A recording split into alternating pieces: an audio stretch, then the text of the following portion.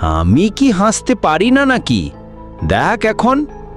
বলেই সে জোরে হা হা হা করে হাসতে গিয়ে নিজের জিভ কামড়ে ফেলে।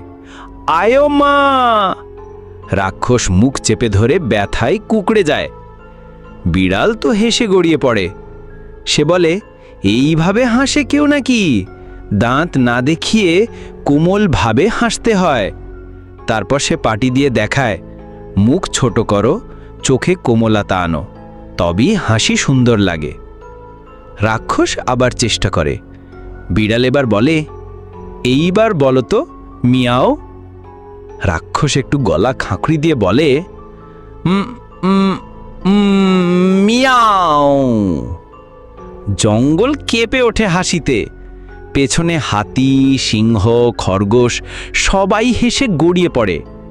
সেই দিন থেকে গাবলু আর মিষ্টি বিড়াল মিলে খুলে ফেলে হাসির ক্লাব। সেখানে সব প্রাণী আসে, ভয় পায় না আর কেউ। সবার মুখেই থাকে হাসি, খুশি আর আনন্দ। বন্ধুরা, টিপ করে সাবস্ক্রাইব বোতামটা চেপে দাও, ওটা কিন্তু তোমার জন্যই রাখা।